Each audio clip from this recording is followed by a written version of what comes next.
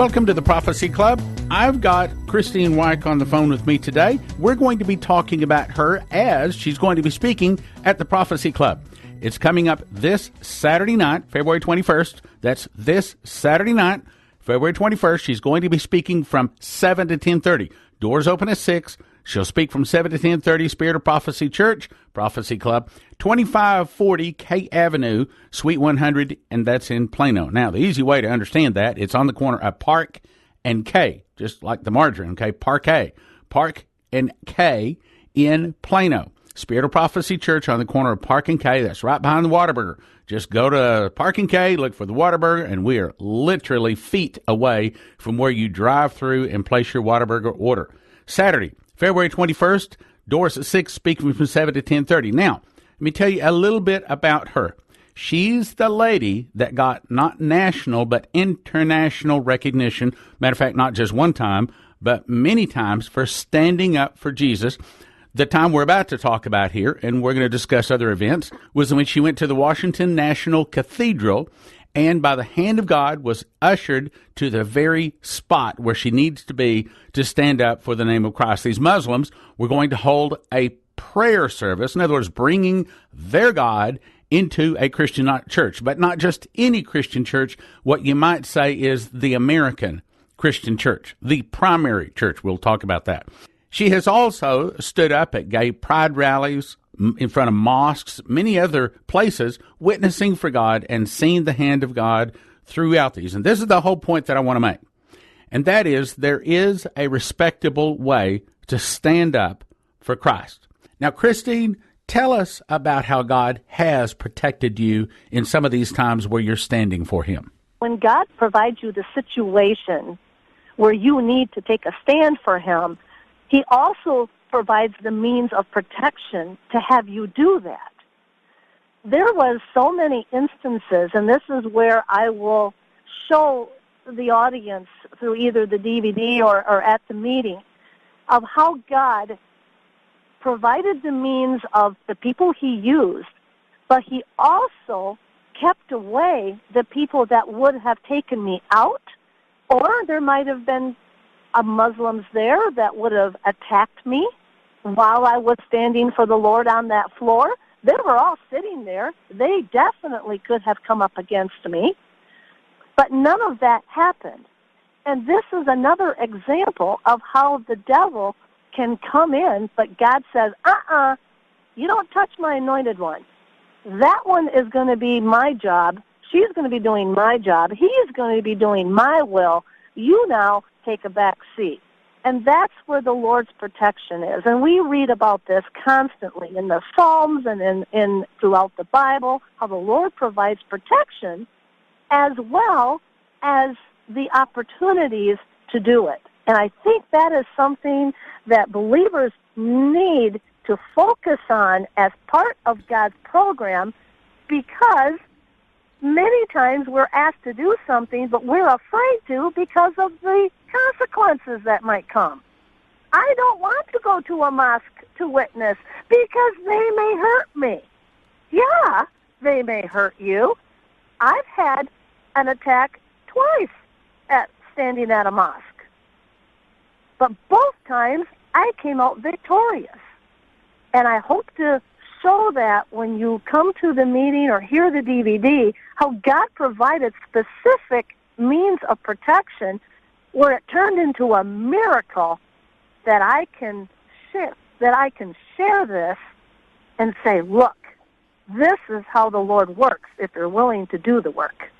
Okay, so you see miracles all the time in various ways you stand for the Lord. Give us another example. I was at a gay pride rally back in Lansing, Michigan. There was 40 to 50,000 gays at this pride rally. I was the only Christian there with my sign. I refused to talk to anybody who yells at me. I let my sign speak. My sign says, warning, God draws the line on gay marriage. Read Romans 1. Woe to those who cross it. And when they start to heckle me or they start to curse at me, I just, Lord, help me out. Give me protection here. was one particular woman that was just besides herself with anger, and I just like, Lord, help me out here. And she grabbed my sign and she broke it. My sign is made out of vinyl, but it was up on plastic brackets. And she broke it, and another tall gentleman took the sign and ran into the busy intersection with it. Now, we're talking an intersection that had a traffic light. I don't know how this happened, but the Lord gave me the feet of a deer, and I ran. I mean, there was a huge crowd around me as she was the one that was blasphemous, and she was cussing at me, and she called me every body part you can imagine, and I just stood there, and I just took the brunt. And she had quite the crowd. And when she grabbed my sign and the other gentleman ran with it, it was like I had flip-flops on, of all things. It was a summer day. I had flip-flops on, and I ran after the man who had my sign. He was trying to tear it and wreck it inside the intersection. Somehow, I got right through that crowd of people. I went right through them, and I tackled the man in the intersection of the street. He didn't know what was coming. I mean, I jumped on his back. He was 6 foot, maybe over 6 foot tall, and I'm 5'5".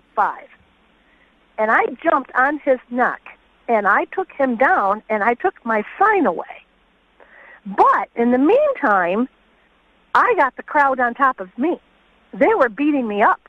They were throwing food at me. They were pushing me. They were dragging me by my hair, but I had my sign. And all I remember was two big men coming out of the gay pride area, and they pushed everybody away. These were gay men, and they said, "Leave her alone. We don't do this." And they stood me up on my feet, and they says, "Ma'am, are you okay?" And I was shaking. That was the first time I've ever been attacked like that.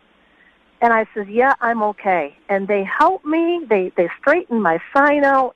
And they said, "You know, we don't agree with what your sign says, but we don't do this." And they helped me to my spot where I stood. And I stood there with my sign, and I had a whole nother group of people now that looked at me differently. And I don't know how many gays came up to me later. I stood for an additional 10 hours. They came up to me and they said, "We appreciate you. You are brave." And I went, "No, I have a message for you." And all I got on my arm was a scrape. I had a couple of bruises on my ribs where I got kicked. I was a little sticky from all the coke that was thrown on me. But you know what? My sign was intact. I fixed the brackets. And later that night, at 11 o'clock at night, I stood there from noon until 11 o'clock at night. A young lesbian came up to me, totally broken, in tears, sobbing uncontrollably. And she asked me to pray for her. And that right there, if I had chickened out, the cops came, obviously, the cops were called. The cops came and took my report. I did not press charges on anybody. I could have. But the cop told me to go home. He says, "You are the only one here. Go home." And I went, "No." I says, "I have a right to be here." But Ed, had I gone home, most people would have broke down right then and there and said, "I'm done. No more gay prides for me." I would have never prayed with that lesbian. Her name was Lindsay. I'll never forget her. Who knows if I changed her life that night because she wanted me to pray for her. And we prayed for about 5 minutes. And people, that is what I mean when God says, "I will protect you." Yeah, I got attacked, but all I got was a scrape on my arm and a little bruise on my rib. I was perfectly fine. I didn't need any medical attention. Sometimes, let me put it this way. Do you think sometimes that this event is a test for you to go to a higher level in the next event, which is a test for you to go to a higher level in the next event? Do you think that each one of these successfully borne by you is really a victory in moving up to higher levels? Yes. Absolutely. And it encourages me as an individual knowing that the Lord is on my side. Absolutely. I mean, And you're the kind of guy that is kind of like a Jonah. I mean, you might be a person that the Lord might send an angel to, like Gideon, and say, I want you to go over and speak to this mayor. I want you to go speak to this congressman, or who knows, maybe even the president of the United States sometimes. And maybe he'll use you to deliver a message that he wouldn't ever use someone that had never been through the fire, never been through the test. You see, everybody else fell down and worshiped that image except Shadrach, Meshach, Abednego, and Daniel. Now, you may be saying, well, why wasn't Daniel in the fire? Because Daniel, at that time, sat in the gate of the king. He was number 2 in the kingdom. There was no question about Daniel. But Shadrach, Meshach, and Abednego, they had to go through the flame of the fire. Now, can you imagine the testimony they have? And I believe God is building a testimony. I don't think he's done with you. I think you have a whole lot more to do to serve the Lord. What do you think? Oh, I've already have that last situation in the Austin Capitol. You know, I mean, the Lord did another event in my life where I took a stand for the Lord Jesus Christ when all the Muslims were standing there. And this is where you learn to do God's work. He will provide the means for you, and he'll provide for you the courage. But again, he'll provide the protection for you. There's a whole other story of what happened to me at the Capitol in Austin, you know, just 3 weeks ago. There was going to be a Muslim Capitol Day, and it was a scheduled event. It was their 7th annual Muslim Texas Capitol Day. And we had a small group of people that said, you know, we're going to go to this. We're going to take a stand against this. I went with my sign, Jesus, I serve a risen Savior, Jesus Christ, Muhammad is dead. And I stood there with my sign with a group of about 25, 30 people. And the Muslims are coming in. They're being bussed in from all over Texas to attend this speech that they were going to have at the Capitol. And I had no intention of doing anything other than just standing with my sign. I wasn't going to do anything dramatic. And I seen the podium with an attached microphone to it. We'll be right back after this message. The next speaker at the Prophecy Club is Christine Weick. America's church, the Washington National Cathedral, invited Muslims to worship Allah in a Christian church. Come and hear the amazing story of how God supernaturally got Christine past 3 checkpoints, and she seemed to be invisible to security guards as she was escorted to the perfect seat to proclaim that Jesus Christ is Lord in a Christian church and that Muslims should not be worshiping Allah in a Christian church. Hear how the hand of God has been with her in many incidents to stand for Jesus, and there is a respectable way to stand for Christ. Saturday, February 21st, 7 p.m., Spirit of Prophecy Church, 2540 K Avenue in Plano. That's Saturday, February 21st, 7 p.m., Spirit of Prophecy Church on the corner of Park and K behind the Whataburger in Plano. Gift of $10 suggested at the door. Doors at 6, speaking from 7 to 10:30. See you there! And now, back to the program. And I seen the podium with an attached microphone to it. That's the podium the Muslims were going to be using for their speech. And I thought, what if I make a speech first? Why don't I use that microphone for the Lord? And it kind of like broiled up within me. And I went, yeah. Why are they going to be calling on the name of Allah?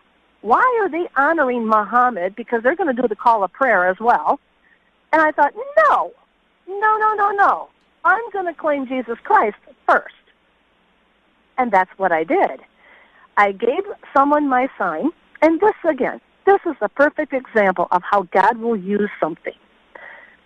I gave my sign to another person to hold. Now, there is Capitol Police all around us because, you know, protesters and Muslims, that doesn't really work real well without police there. They knew I was standing with I call us standers. They knew I was with the opposition. And yet, they seen me walk up on the stage or on the Capitol steps, and I started to mingle with the Muslims. I was so out of place. I even had a T-shirt on with the Arabic letter of Noon, which means Christ follower. I looked so out of place there. I was the only blonde-haired woman up there without a head covering. I mingled up there for about probably half hour, 45 minutes, because they kept waiting for more Muslims to come in so that they would have this photo op with the media of all the Muslims on the Capitol steps proclaiming Muslim Day. They made an announcement that they wanted everybody to move behind the podium, so I did too. I stuck with my little Muslim group. And then they asked all the speakers, please come up front. So I'm like, excuse me, and I make my way to the front. I'm standing in line in the front with a bunch of people who are holding notebooks in their hands because that's their speech in there. Nobody notices me, that I am out of place. And I'm like, I'm for sure going to get called out here pretty quick. Whoever was organizing this event knew I was not a speaker. Why am I in the speaker role? And on top of that, I find out later, the FBI was all around in there too with their plainclothesmen.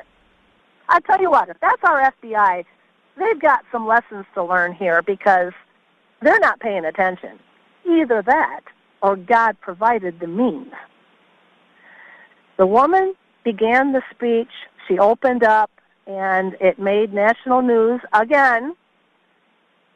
She made some comment about how wonderful this was. This was put on by CARE, which is, of course, an Islamic organization tied to terror groups. And I went very quietly to the podium. I grabbed the microphone with my hand because I knew that once they figured out I was not going to be on their side, they were going to try to pull me away. And I thought that podium is going to come with me. I'm going to finish saying what I wanted to say. And I grabbed a hold of the microphone, and I said, I proclaim the name of the Lord Jesus Christ over the capital of Texas. I stand against Islam and the false prophet Muhammad, and at this point they are grabbing me almost to the point here where the podium is about ready to topple over. I mean, you can see the podium going back and forth. But I'm grabbing onto the microphone, and then I say, Islam will never dominate the United States, and by the grace of God, it will never dominate Texas. And I left the area. But you know what? I never got arrested. I actually gave my car keys to someone to ask her to take my car out of the parking garage so I wouldn't get all the fees on there. I said, I figured I was going to get arrested. Not even close. They ushered me back to where I was standing earlier, and we stood there the whole rest of the day. And you know what? From that point forward, us small group of standers, we heckled the Muslims all the 2 hours long. Every speech they made, we heckled. We said the Lord's Prayer. We claimed Jesus Christ as Lord. We told them no Sharia law. We said, no, remember the Alamo. I mean, we were constantly heckling them to the point where some of the speakers got a little disorientated in their speech. I thought that was kind of cool. You know, if we don't stand up for the Muslims, they're going to be having Allah's call to prayer all across this land. Now, it used to be church bells rang across this land. Now, I don't hear any church bells, but if the Muslims have their way, they will be having that call to prayer, that thing that sounds like a pig caught under a gate, played for about 15 minutes, 5 times a day. I was in Turkey. I got woke up at about 4 or 5 o'clock in the morning with the Muslim call to prayer. This big tower that they call a minaret that has these giant loudspeakers on. This guy that gets on, and I'll see if I can insert it in the broadcast here, but it sounds worse than Tarzan yodeling. It's terrible. It is. It is. And that's why it concerned me so much when they were doing the first time ever call of prayer at the National Cathedral. That's why I had to do something. That's why at the Texas Capitol, I had to do something. And you know what? It's starting to wake people up. Maybe it takes a few of us to take a strong stand in defense of what we believe in, to take a strong stand against an enemy that comes out of the pit of hell itself. Brothers and sisters, that is why you need to come and hear this lady this Saturday night. Grab your pencil, make a note in your cell phone, whatever, Saturday night, February 21st. That's this Saturday night, February 21st, 7 to 10:30, Spirit of Prophecy Church Prophecy Club on the corner of Park and K. This Saturday night, February 21st, 7 to 10:30. We suggest a gift of $10 at the door, but if you don't have it, give what you can. Main thing is come on in. Park and K, Plano, Saturday, February 21, 7 p.m. Be there or be a be a lukewarm Christian. Right, Christine? Absolutely. Be there or be a lukewarm Christian. Wake up, church. Oh, I tell you what, my heart just glows when you're talking, you're telling about it, because this is my heart. I mean, I want to stand up for Jesus. My way is on radio. Your way is standing over the sign. Brothers and sisters listening right now, what you've got to ask yourself is, what is your way? What has God called you to do? Have you already missed some opportunities to stand up for Jesus? I'm going to say, yes, you have. I'm going to say you've not missed one or two, but many opportunities. That's the reason you need to come to this meeting this Saturday evening, 7 p.m., corner of Park and K, right behind a Whataburger, corner of Park and K in Plano. Come and hear her talk. Look, just meeting a lady that would stand before, what is it, 20 different mosques, go to gay pride rallies, go and talk at the Capitol, just meeting someone that ought to give you some courage right there. Okay, give us another example. I got an email from a friend about, that was probably a good year and a half ago now. She sent me an email with a photo. It was a billboard that was put up in Cleveland, Ohio, and it said, Jesus is a Muslim. And I tell you what, this is one of the times where my blood began to boil. It bothered me. Why would they put up a billboard like that? And I was already in the process of going to gay pride rallies at this time, and I just thought, Lord, don't tell me that I've got to take a stand on this now. This is something totally different from the whole gay pride issue. This is now the Islamic issue. And I'm familiar enough with Islam after 9/11 to read up on it, but I never thought that I would be going to mosques. I figured gay prides was going to be my mission field. I got a sign made, and I was surprised that they printed it. In fact, I checked up about every 5 hours. I made the sign online, and I checked about every 5 hours. I'm going to do something a little bit different to end this broadcast. I'm going to ask you to support the Prophecy Club. I should probably tell you that most of the finances that pays for all of the radio and all the other things that we have to do, surprisingly, does not come in from DVDs. We continue to put the DVDs out primarily because I believe there's going to be a time when you will not be able to access them through the internet. You will only have the actual disc. So I think it's very important for soul-winning purposes to continue to make DVDs. But that is not what supports us. What supports us is your generous gifts. And we, from time to time, do need you to stand with us. And matter of fact, how about on a monthly basis? So let me briefly tell you about our Partaker program. It is a program, we call them partakers, not partners, because when you give into a ministry, you also partake in the blessings that God will give to that ministry. So I'm asking you to call Prophecy Club and tell them that you want to be a regular monthly supporter. Again, we call them partakers. Not only do we need a donation today, but we need you to stand with us every month, month in, month out. So if you only occasionally listen to the Prophecy Club and it doesn't really affect your life, then I'm not talking to you. But if you are a regular listener, then would you prayerfully consider calling the Prophecy Club or going online and becoming a partaker? 785-266-1112 or prophecyclub.com.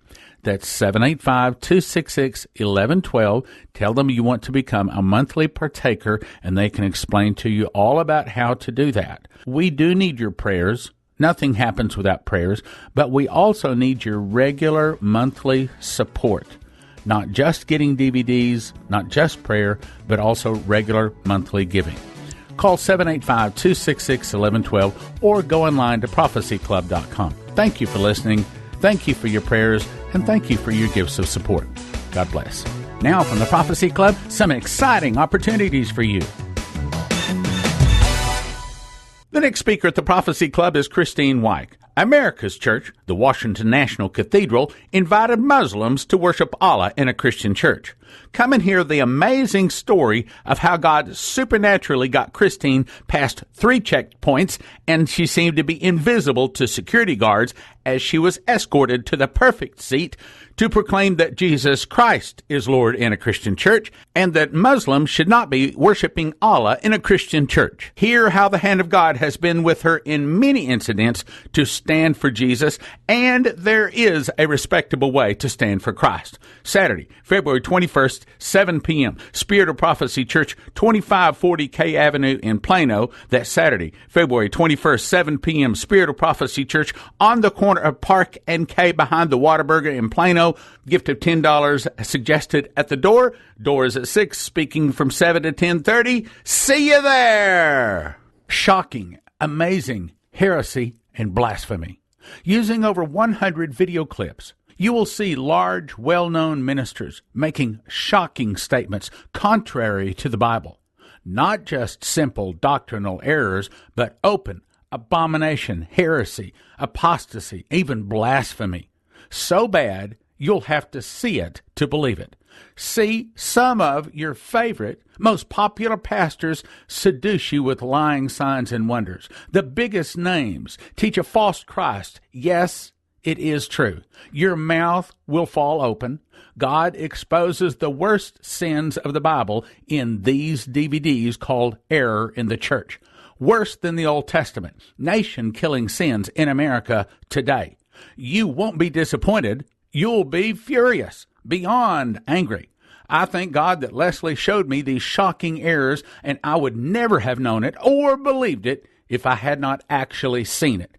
This will keep Prophecy Club and you from falling into error. Don't miss it. The fantastic offer of Error in the Church. Call today and give a $50 gift, and we will immediately ship you the first 3 DVDs, 13 topics, 11 DVDs. And we put it together in a fantastic new offer.